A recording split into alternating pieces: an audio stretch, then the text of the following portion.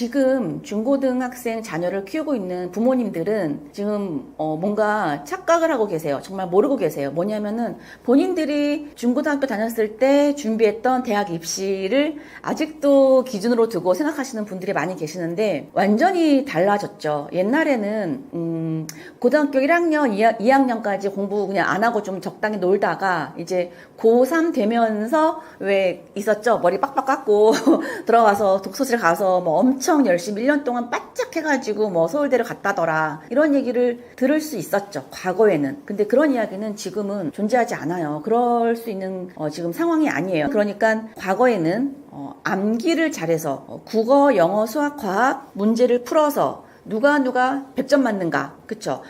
높은 점수를 받아야지만 좋은 대학을 갈 수 있었던 시기는 이제 과거의 이야기이고요.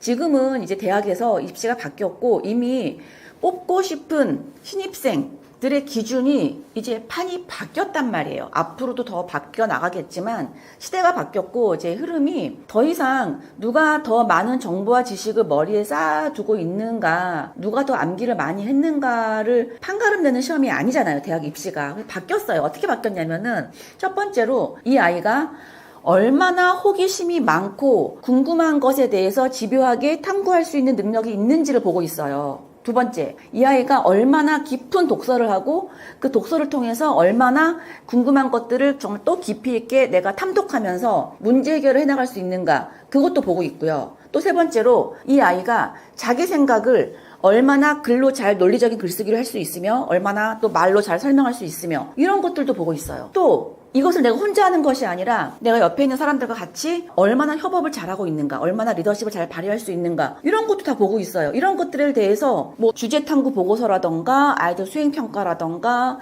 어떤 뭐 창체 활동, 이렇게 한마디로 생활 기록부에 기록되어져 있는 그런 많은 것들을 면밀하게 따져보고 분석하고 이런 것을 통해서 지금 대학에서는 조금 인재를 뽑고 있는 이 와중에, 그러니까 와, 얼마나 복잡하고 힘들어졌어요. 이렇게 생각하시는 분들도 있는데 어쨌든 시대는 바뀌었고 바뀌어 나가고 있고 대학 입시도 바뀌었고 앞으로도 바뀌어 나갈 거고, 그렇기 때문에 대학 입시의 어떤 그 기준을 잘 알고 준비해야 되죠. 근데 이런 것들이 사실은, 근데 이것만 잘해서 되는 게 아니죠. 기본적으로 국어, 영어, 수학, 과학 점수는 좋아야 됩니다. 기본 점수가 이제 상위권일 라는 것을 전제로 두고 과거에는 그런 점수만 좋으면 갈 수 있었지만 지금은 말씀드렸던 그런 것들이 굉장히 중요하게 분석이 되어지고 있는 거고 대학 입시에서 큰 영향을 미치고 있어요. 그렇기 때문에 이런 것들은 1, 2년 준비해서 완성되는 것들이 아니거든요. 이거는 정말 어렸을 때부터 오랜 시간 동안 연습되어지고 습관이 만들어지면서 쌓여온 역량이 있을 때만 가능한 것들이기 때문에 사실 이미 중학교 2학년, 중학교 3학년쯤 됐을 때 이 아이들을 보면은 이 아이가 국영수, 사과, 학업 성적이 어떠한지, 이 아이가 평소에 호기심이나 어떤 학습 태도나 탐구하는 능력이나 생각을 말로 표현하는 거나 글쓰기나 친구들과의 협업 능력이나 이런 모든 것들을 봤을 때 이 아이가 대학교를 어느 정도 수준까지 갈 수 있겠다라는 게 사실은 중학교 3학년쯤만 돼도 그 라인이 보이기 시작하거든요. 그게 준비가 안 됐는데 갑자기 고등학교 올라가서 국영수 열심히 공부해서 좋은 대학을 간다라는 건 옛날 이야기입니다. 예전에 언제지? 그것도 오래됐는데 한 4, 5년 됐나? 네, 4, 5년 전에 어떤 아이가 있었냐면은 그 아이가 학교가 여기 분당의 내정중학교 2학년 학생이었어요. 분당의 내정중학교 2학년 학생인데 그 아이가 2학년 때 와서 이제 저랑 같이 학습 코칭을 받다가 한 몇 개월을 받다가 중학교 3학년 올라갈 때쯤에 저는 웬만하면은 자 이제 그만하자라는 말을 별로 안 하거든요. 왜냐면 자기주도가 되는 애들이 거의 없어요. 사실은 오래 해야 되는데 그 아이가 중학교 2학년, 중3 이제 올라갈 때쯤이었는데 제가 이제 그 아이한테 그랬어요. 너 이제 혼자 공부하는 방법을 너무 잘 알고 있고 잘 실천하는 것 같으니까 너 이제 여기 그만 와도 돼 라고 말을 했어요. 그리고 제가 그 어머니한테 그때 전화로 어떤 얘기를 했냐면은 어머니 얘 나중에 서울대 갈 것 같은데요 라고 말했을 때 그 어머니가 에이 아니에요 그러는 거예요. 근데 그 어머니 입장에서 에이 아니에요 라고 말씀을 하실 수 있었던 게 그 당시 그 아이가 중학교 2학년 때 성적이 반에서 한 5, 6등 정도 수준이었거든요. 그러면 뭐 서울대 갈 수준은 아니긴 하죠. 그 당시 수준으로만 본다면. 근데 저는 그 아이가 너무 보이는 거예요. 근데 그 아이가 한솔고등학교를 고등학교를 입학해서 계속 전교 1, 2등을 계속 찍었다라는 소식을 계속 듣고 있었고 그 아이 작년에 서울대 갔어요. 근데 아마 그 어머니는 그 당시 제가 그 얘기 했을 때 우리 아이가 정말 서울대까지 갈 정도는 아니고 뭐 잘해야 뭐 서성한 정도 그것도 정말 잘해야 갈 수 있겠다라고 어머니는 생각을 하셨었거든요. 그 당시에. 정말 제 눈에 보이는 거예요. 그리고 요즘에도 지금 저희 학원에 오고 있는 아이 중에서 과천에서 오고 있는 초등학교 6학년 아이가 있어요. 여자아이가. 근데 저는 그 아이가 서울대 갈 것 같아요. 초6인데도 벌써 너무 보이는 거예요. 그래가지고 네, 저는 이제 그 어머니한테 얘기했어요. 어머니 얘 이름이 지민인데 어머니 지민이 서울대 갈 것 같아요. 그랬더니 어머니가 그런 말 들으면 기분 좋으시겠죠. 근데 뭐 어떻게 알고 선생님이 그런 말씀하시나 궁금할 수도 있겠지만 정말 보여요. 그 아이는 서울대 갑니다. 네, 6학년인데 딱 보여요. 이 시기를 놓치면 원하는 대학을 진학하기 어렵다. 그 원하는 대학의 기준이 다 다를 거예요. 그냥 내가 최상위권 대학 말고 나는 인서울 대학만 가면 내가 원하는 대학이다 라고 할 경우에는 뭐 적당한 상위권 성적을 유지하면서 생활기록부 좋게 준비하면은 인서울 대학교 가는 거 어렵지 않은데 만약에 내가 원하는 대학이 뭐 최소한 서울대, 연대, 고대, 뭐 카이스트 정도라고 한다면은 사실은 그 결정적인 시기는 저는 초등학교 시기라고 봐요. 앞서 말한 것처럼 그냥 국영수 1등급 받아서 갈 수 있는 게 아니라 국영수 과학, 그러니까 기본 과목에 대한 1등급은 기본값이고요. 그 기본 플러스 많은 역량들이 필요하기 때문에 그 역량을 갖추기 위해서는 초등학교 시기 내내 연습되어지는 부분들이에요. 그렇기 때문에 정말 최상위권 대학을 원한다. 내가 정말 최상위권을 원한다면 결정적인 골든타임은 초등학교다. 근데 만약에 인서울을 원한다? 라고 한다면은 중학교 3학년 졸업하기 전까지만 공부 습관을 익히고 고등학교 올라가서 성적을 1등급을 유지한다면은 가능하죠. 그렇게 아주 간단하게 말씀드릴 수 있습니다. 그래서 아무리 늦어도 중3 때까지는 혼자 공부할 수 있는 힘을 키워야지만 돼요. 한 가지 중요한 거는 많은 중위권 학생들이 학원을 열심히 다니면서 학원 숙제를 열심히 하면서 아이들이 공부를 하고 있는데 이 아이들의 특징이 뭐냐면 학원 갔다 와서 숙제를 다 했으니까 나는 내가 할 수 있는 공부를 내가 해야 하는 공부를 난 다 끝냈어 라고 생각을 하는 아이들이 보통 중위권 학생들의 특징이거든요. 그러니까 상위권을 못 가는 거죠. 네, 상위권 학생들은 그거 외에 플러스 알파 내가 혼자 공부하는 습관이 잘 들여져 있고 내가 무엇을 공부해야 되는지 내가 부족한 것이 무엇인지를 알고 그것을 내가 플랜을 세워서 공부를 하고 있는 아이들이에요. 그렇기 때문에 혼자 공부하는 힘이 없는 아이들은 또는 학원을 다니느라 학원 숙제를 하느라 혼자 공부할 수 있는 시간이 확보되지 않은 아이들은 일단 고등학교 가서 상위권 성적은 어렵다.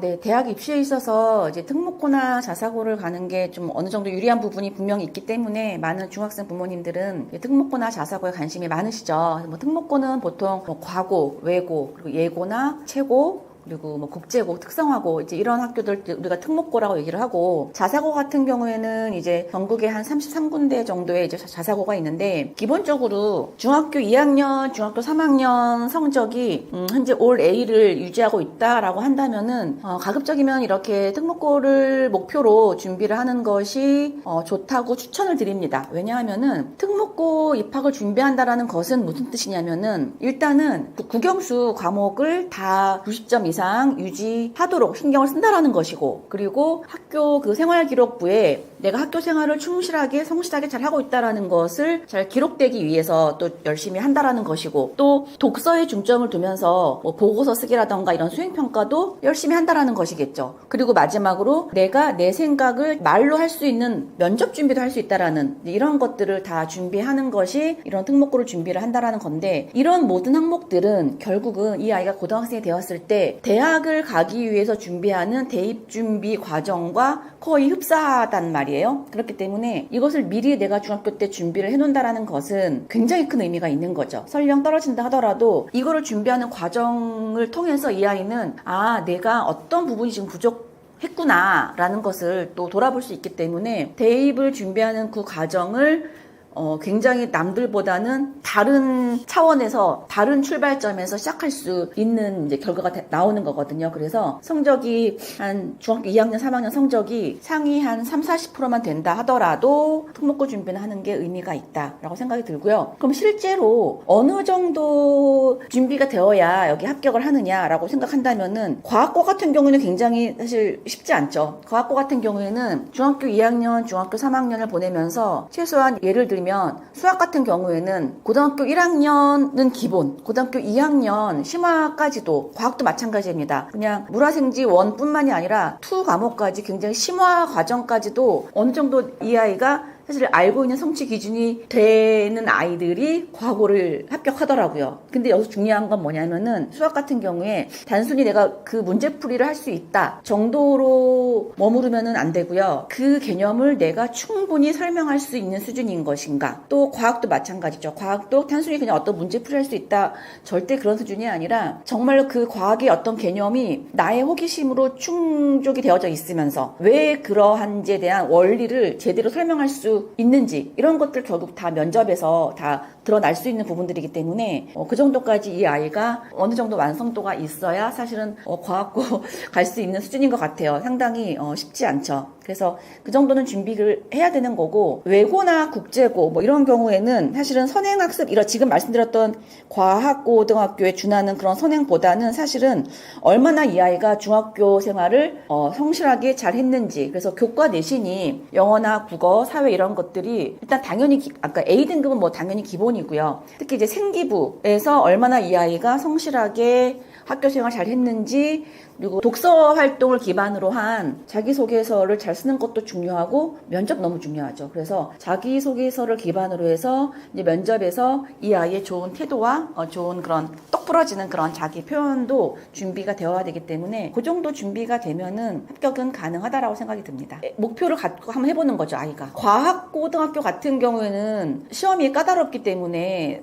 수준이 안 되면 당연히 떨어지죠. 근데 이제 아까 말씀드린 대로 이제 과학고가 아니라 외고나 국제고 같은 경우에는 그 정도의 선행을 요구하진 않거든요. 그렇기 때문에 올 A를 받는 건 이제 기본값이고 학교 생활을 얼마나 제대로 잘 했는지 독서 활동을 통해서 얼마나 자소서를 잘 썼는지 이런 것들을 많이 보거든요. 그리고 면접도 중요하게 보거든요. 그렇기 때문에 그러니까 과거 영재고로 갈 만큼의 막 엄청난 선행이 필요한 게 아니라 기본 올 A를 받으면서 자소서와 면접이 중요하기 때문에 이 아이가 똑똑하게 잘 준비만 하면은 갈 수 있고 말씀드린 것처럼 그 준비요. 그러니까 학교 생활을 얼마나 열심히 했는지 얘가 얼마나 독서 활동을 잘 하면서 면접 준비를 잘 했는지 이런 것들은 준비할 수 있잖아요. 꼭 최상위권이 아니라 하더라도 그런 과정을 통해서 나의 현재 상황을 스스로 아이가 점검해 볼 수 있잖아요. 아, 내가 이게 부족하구나.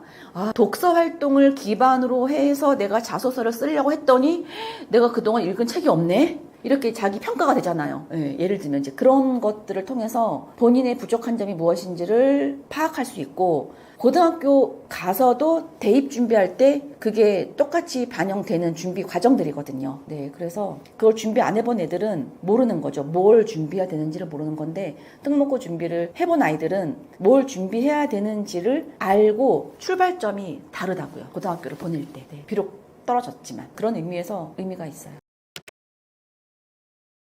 보통 내 아이가 성적이 좀 잘 나오는 중학교 3학년이라고 한다면 내 아이를 일반고에 보낼지 갑반고에 보낼지 고민이 정말 많으시거든요. 보통 서울의 희문고, 중동고, 대표적으로 또 분당에서는 저희 낙생고등학교 있고 대구에서 뭐 경신고 이제 이런 학교들이 있는데 일반고를 보낼지 갑반고를 보낼지 고민한다라는 것은 결국은 내신 때문이거든요. 내신 따기 이제 쉬운 일반고를 보낼 것이냐 아니면 보통 이제 그 내신 따기 되게 어렵거든요. 갑반고 같은 경우에 가끔은 특목고나 자사고만큼이나 내신 따기가 어려운 갑반고가 있죠. 그렇기 때문에 정말 고민이 될 수밖에 없을 거예요. 그런데 대학 입시를 위해서 정말 최적화된 교육과정을 운영하기도 하고 또 면학 분위기가 잘 조성되어 있다라는 그런 이유 때문에 갑반고를 선호를 또 할 수밖에 없는 상황이에요. 그래서 어머님들이 내 아이가 그래도 중학교 3학년 때 우리 중학교에서 중3 때 나름 상위권이었으니까 갓방고를 가도 그래도 최소한 중간 정도는 하겠지라고 이제 예상을 하거나 기대를 하실 수 있을 텐데 그렇지 않습니다. 갓방고에 있는 아이들 중에서 꽤 많은 아이들이 다 중학교 때 공부를 나름 하던 상위권 애들이 많이 있다 보니까 중학교 때 성적이 갓반고에 갔을 때 굉장히 큰 격차를 보이는 경우도 많이 있거든요. 그래서 이거를 고민 중이실 때는 두 가지를 좀 점검해 보셔야 될 거예요. 첫 번째, 내 아이가 중학교 때 성적을 잘 받았어요. 그냥 A등급이 아니라 뭐 예를 들어서 평균 95점 이상 되는 최소한 상위 한 10%를 유지하는 아이였어요. 자, 그런데 그 아이가 공부 방법이 암기를 위주로 해서 그 성적이 나온 것인지 아니면 탐구 위주로, 그러니까 설명을 잘하고 원리를 생각하면서 호기심을 바탕으로 공부를 해서 그 성적이 나온 것인지를 잘 보셔야 되거든요. 그래서 만약에 내 아이가 학원을 많이 돌려서 약간 엄마의 푸시로 인해서 그 95점, 100점을 받은 아이라고 한다면은 갓방고에 갔을 때 사실은 장담할 수 없죠. 그런데 내 아이가 부모님의 푸시 없이 정말 약간 자기주도적으로 공부를 했는데 호기심을 출발로 해서 충분히 정말 탐구 활동을 하면서 이 아이가 말로 원리를 잘 설명할 수 있는 수준까지 가서 그 성적을 받은 아이라고 한다면은 걱정할 게 없죠. 네, 그런 아이라고 한다면은 갓방고 가서 실패할 일이 거의 없을 거예요. 그리고 두 번째는 뭐냐면은 평소에 그 아이의 멘탈과 평소 그 아이의 체력도 굉장히 중요합니다. 체력까지 봐야 됩니까? 맞아요. 체력까지 봐야 돼요. 제가 본 많은 고3 아이들 중에서 쭉 좋은 성적을 유지해 가다가 고3 때 결국은 체력의 한계를 느끼고 무너지는 경우를 제가 본 게 한두 명이 아니란 말이에요. 뭐 멘탈도 마찬가지고요. 그리고 갓반고에 갔을 때 중학교 때 성적이 상위권이었는데 갓반고에 가서 중간도 못하는 상황이 생길 수 있거든요. 그랬을 때 그 아이들의 멘탈이 이제 무너지거든요. 자, 멘탈이 무너질 수는 있어요. 한 번은 무너질 수 있는데 그것을 다시 내가 딛고 일어서는 어떤 마음의 근력이 있어야 된단 말이에요. 회복 탄력성이 있어야 되는데 그게 없는 아이들은 한 번 무너지면은 헤어나오기가 어려운 경우도 있거든요. 그래서 내 아이가 멘탈이 좀 강하게 있는지 또 체력이 좀 준비가 되어 있는지 그리고 아까 처음에 얘기했던 성적이 상위권이긴 했지만 이 아이가 암기 위주로 학원 돌면서 하는 위주였다면 조심하셔야 되는 거고 이제 그렇지 않다면은 충분히 승산이 있기 때문에 갓방고를 보내시는 것을 또 좋은 입시 전략이라고 할 수 있죠. 조심해야 될 것은 뭐냐면 엉덩이가 무거운 아이들 중에서 제가 경험한 거에 의하면 한 반 정도 되는 아이들은요 엉덩이만 무겁고요 앉아서 공부가 되지 않는 아이들이 있어요. 그러니까 맞아요. 어머님들이 보시기에는 엉덩이가 무거우니까 이 아이가 책상에 앉아서 앞에 책을 펼쳐놓고 있으니까 뭔가 공부를 하는 것처럼 보이잖아요. 근데 사실 그 아이가 예를 들어서 2시간 동안 꼼짝없이 앉아서 이 단원을 공부를 했을 때 그 2시간 후에 그 주요 개념을 물어봤을 때 이 아이가 당연히 알아야 되는데 몰라요. 그럼 그 아이는 공부한 게 아니잖아요. 그런 경우 제가 봤을 때는 거의 50%예요. 엉덩이가 무거운 아이들 중에서 정말 많이 봅니다. 역사를 공부하든 과학을 공부하든 분명히 그 2시간 동안 요 한 단원을 공부했는데 그 주요 개념을 물어보면은 몰라요. 그럼 그 아이는 뭐 한 거겠어요? 그냥 눈으로 글자만 본 거예요. 이 지식이 내 머리로 들어가서 내가 이해되거나 나의 학습으로 녹아내리지 못한 거예요. 멍 때린 것도 아니에요. 제가 이제 그런 아이들을 좀 면밀하게 대화해봤을 때 주로 이런 경우예요. 책을 보잖아요. 책을 보면서 생각을 하는 거예요. 어떤 생각? 다른 생각. 그러니까 이 아이는 근데 이게 이 내용에 관련된 생각이다 보니까 공부를 하고 있다고 착각을 하는 거예요. 예를 들면 내가 오늘 우주 에너지를 이제 공부를 하고 있어요. 근데 오늘 우주 에너지를 공부하는데 단원이 지금 여기 1페이지부터 한 10페이지까지 이 분량을 내가 2시간 동안 해야 된다라고 이제 마음을 먹고 시작을 했죠. 근데 공부하면서 계속 시계를 보는 거죠. 그리고 내가 2시간 동안 이 10페이지를 하려고 했다면 지금 1시간 지났네? 그럼 5페이지까지 끝냈어야 되는 건데 계속 생각을 하는 거예요. 나 오늘 2시간 동안 이거 다 못 끝내겠네. 뭐야, 아직 3페이지까지밖에 못했네. 그럼 이거 어떡하지? 눈은 계속 이 내용을 보고 있는데 생각은 계속 이거 단원 지금 반도 못 끝났는데 그럼 오늘 지금 2시간 동안 못 끝낼 테니까 그러면은 시간을 초과해서 해야 되나? 그럼 이따가 나 국어학원 가야 되는데 국어학원 가기 전에 밥 먹으려고 했는데 밥 먹는 시간을 내가 1시간 잡았는데 30분으로 줄어들겠네. 어떡하지? 이런 오만 생각을 공부하면서 하고 있는 거예요. 어떤 건지 상상이 되시죠? 근데 그 생각이 이 공부와 약간 연결고리가 있기는 하잖아요. 그쵸? 내가 이 공부에 대해서 그럼 오늘 이거 끝나고 내가 문제풀이 하려고 했는데 그럼 오늘은 문제풀이까지는 못하겠네. 그러면 문제풀이 오늘 못하니까 내가 내일도 못하고 그럼 토요일날 할까? 어떡하지? 그럼 이것도 다 안 해가면 선생님한테 혼날 텐데 그럼 숙제 다 못해가면 뭐 일단은 그냥 대충 한 걸로 대충 해가지고 일단 가서 검사만 좀 패스 받아야 되나? 어떡하지? 아무튼 내가 지금 책을 보고 있는 이 내용을 내가 집중해서 내가 이렇게 습득하는 것이 아니라 이 공부에 관련된 오만 잡다한 생각들을 지금 계속 하면서 지금 있는 거예요. 이게 현실이에요. 많은 아이들이 그러고 있어요. 제가 너 잘 생각해봐. 너 공부하면서 이러한 생각들 하면서 했지. 너 가만히 생각해봐. 하면 애들이 가만히 생각하다가 그런 것 같아요 라고 인정하거든요. 엉덩이 힘이 있어서 꽤 많은 시간을 책상 앞에 앉아 있었지만 성적이 나지 않는 아이들을 보면은 거의 그런 이유예요. 몰입하는 힘이 없는 거죠. 몰입하는 힘에 대해서 전문적으로 강의하시는 분들이 계시잖아요. 그분들의 그 얘기를 들어보면은 되게 어떤 체계적인 과학적인 그 훈련 패턴들이 있거든요. 그거를 얘기해주고 싶은데 그 몰입하는 능력에 대해서 정말 전문가들이 이미 책도 너무 많이 나와 있고 어떤 1단계, 2단계 이런 많은 스킬들이 있어요. 그러니까 약간 그런 내용들이거든요. 의지적으로, 의도적으로 그런 훈련 단계를 내가 이제 인식하면서 자꾸만 내가 나를 훈련시켜야 되는 거예요. 몰입할 수 있는 것에 대해서. 근데 그거는 내가 정말로 이 공부에 대한 진심인 아이들은 그거를 내가 배워서 적용시키려는 실천이 가능해지는데 정말 공부에 진심이 아닌 아이들은 그런 얘기를 해줘도 그냥 훑고 그냥 또 그것도 그냥 흘려버리거든요. 근데 공부하는 방법도 마찬가지고 제가 아이들한테 너무너무 뻔한 공부하는 방법을 얘기를 해줘도 그냥 흘려듣는 애들이 되게 많아요. 실제로 적용하는 아이들은 또 이제 일부 소수. 그래서 초등학교 때부터 그런 마인드셋이 되는 아이들이 결국 그런 것도 하더라는 거죠.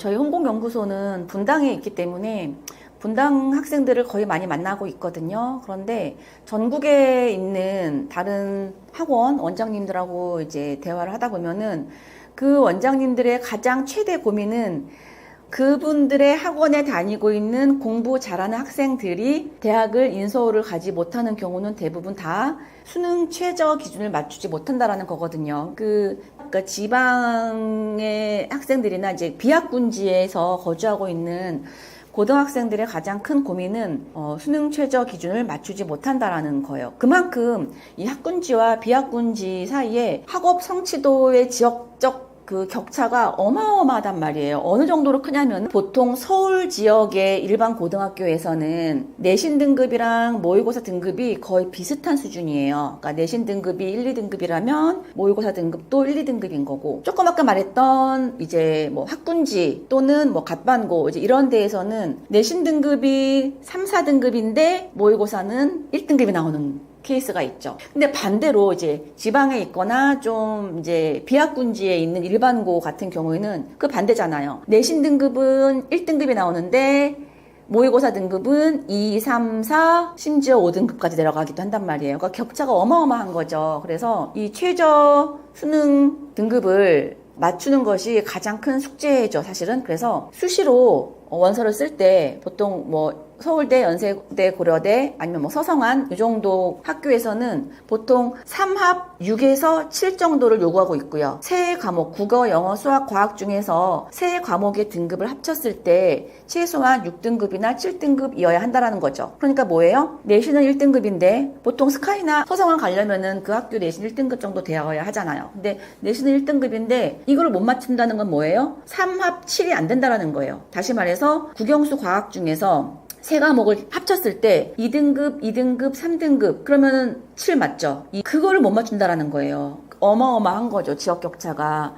그래서 이거 수능 최저 기준을 요구하는 학교가 인서울에 있는 4년제 대학교를 기준으로 거의 한 40% 가까운 대학교들이 수시에서 수능 최저 기준을 이제 요구하고 있단 말이에요. 그런데 비학군지 학생들이 이제 요거를 못 맞추게 된다면 전체 내가 이제 지원할 수 있는 대학교들 중에서 한 40%에 해당하는 그런 학교의 카드를 이제 그쵸 못 쓰게 되는 거죠. 그만큼 범위가 좁아들죠. 지원할 수 있는 학교의 범위가 40%를 이제 버리게 되는 거니까. 그래서 굉장히 이제 안타까운 거고, 그럼 이걸 해결하는 방법은 뭐냐? 너무 뻔한 얘기를 해볼게요. 너무 뻔한 얘기는 내신 등급이, 그러니까 이제 지방 비학군지 학생들이 내신 등급이 1, 2등급이라고 한다면은 당연히 수능 등급도 1, 2등급이 될 수 있게끔 내신도 챙기고 수능도 챙겨야 된다라는 건 너무 뻔한 얘기잖아요. 근데 실제로 어떻게 해야 되냐? 그러면은 두 가지 말씀드리고 싶어요. 수능 체제를 맞추기 위해서는 1번, 그러니까 평소에 시험 기한 닥쳤을 때 몰아서 하지 말고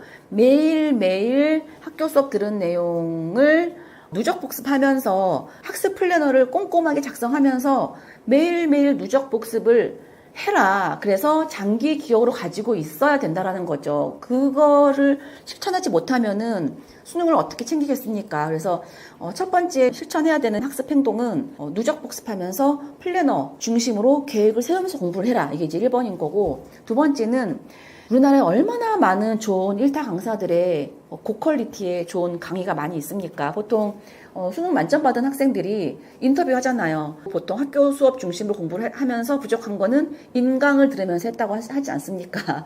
우리나라에 정말 좋은 인강 많잖아요. 그래서 그 인강을 좀 활용하는 방법, 근데 인강을 활용하는 방법도 인강으로 실패하는 학습법이 있고 인강으로 성공하는 학습법이 있으니 정말 공부 방법을 제대로 좀 배워서 공부를 해야 된다. 이제 요 두 가지만 제대로 갖추면서 나가도 수능 최저를 맞추는데 도움이 되겠죠. 그래서 제가 좀 실질적으로 우리 그 비학군지 학생들한테 도움 주고 싶은 게 뭐가 있냐면은 저희 홍공연구소에서는 그 매월 저희 분당에서 정말 가장 수준 높은 수학 강의를 무료로 좀 비학군지 학생들한테 좀 이렇게 정말 최고의 수학 강의다라고 제가 그 자부심을 가지고 있는 그 1타 강사의 강의를 무료로 들을 수 있도록 제공을 하고 있거든요. 매월 한 번씩. 그래서 그거를 좀 들어보면은 내가 평소에 해결하지 못하고 있었던 요 학습 문제를 해결할 수도 있단 말이에요. 그런 것들을 통해서라도. 그래서 그런 좀 무료 강의도 제가 좀 제공을 하고 있으니까 들어오셔서 도움 받을 수 있으면 참 좋겠고요. 내신만 신경 쓰지 말고 수능 준비 같이 하셔야 원하는 대학을 실제로 입학하는 데 가능할 수 있습니다. 네, 최근에 대학 입시가 바뀌면서 정말 공부해야 되고 준비해야 될 것들이 너무 많아지면서 부모님들이 이제 걱정도 많으시고, 이거 어떻게 다 준비해야 되나, 어떻게 하면 우리 아이가 좀 더 성적을 올릴 수 있을까 고민이 정말 많으실 거라고 생각이 들어요. 저는 지금 분당 정자동에서 혼공기적학원을 운영하고 있고, 또 최근에 임해동에도 오픈을 했거든요. 중학교 1학년부터 고3 아이들을 대상으로 제가 이제 학습 코칭을 하고 있는데, 제가 이제 그동안 계속 강조했었던 여러 가지 학습 노하우들이나 공부 방법들, 그런 학습 전략들에 대해서는 혼공기적 플래너라고 있는데, 이것을 아이들이 이제 사용을 하게 되면은 정말 단기간 안에 공부 습관이 바뀌고 혼자 공부하는 힘이 이제 훈련되어지는 그런 정말 특별하게 고안된 특별한 시스템의 플래너예요. 저희 학습 조교 선생님들이 대학생들이 있는데 다 이제 스카이나 서성안을 다니고 있는 이제 명문대생들이에요. 이제 그 조교 선생님들이 이 플래너를 보면서 정말 깜짝 놀랍니다. 와, 정말 많은 플래너를 봤지만 이렇게 아이들의 혼자 공부하는 힘을 단번에 키워줄 수 있는 플래너는 정말 처음 봤다라고 이제 굉장히 극찬을 하고 있는데, 고민하지 마시고 방문해 주세요. 저희 이제 정자동이랑 임해동에 있거든요. 특히 제가 이번에 임해 학원을 오픈하면서부터는 공부하는 습관은 정말 초등학교부터 키워야 되는데 라는 마음이 너무 절실해서, 정자원은 중1부터 고3까지지만 사실 임해원 같은 경우에는 초등학교 고학년 아이들부터 제가 학습 코칭을 이제 하기 시작했거든요. 그래서 많은 아이들이 와서 이 정말 좋은 공부 방법을 배워갔으면 좋겠고, 얼마 전에 떠먹여주는 TV에서 제 영상을 보시고 지난 방학 때 오신 분들이요, 과천에서 오셨고 안양에서 오셨고 또 서울 은평구에서 온 고등학생들이 있거든요. 너무 좋아하면서 지금도 여전히 주말마다 오고 있어요. 굉장히 이제 공부에 도움을 많이 받고 있는데 고민하지 마시고, 특히 이제 분당 지역이나 용인 지역에 있는 학생들은 너무 좋겠죠. 가까우니까. 근데 좀 멀리 사는 학생들한테도 온라인으로 학습 관리를 얼마든지 이 플래너를 통해서 해드릴 수 있기 때문에 정말로 약간의 성적을 올리고 싶은 학생 학생 말고요. 정말 아주 큰 폭으로 드라마틱한 성적 상승을 원하는 그런 마음이 진심으로 있는 학생들이라면은 네, 여기 밑에 연락처 있으니까 아니면 네이버에 혼공연구소 또는 혼공기적학원 검색하셔서 연락 주시면은 제가 정말 열심히 도움 드리도록 하겠습니다.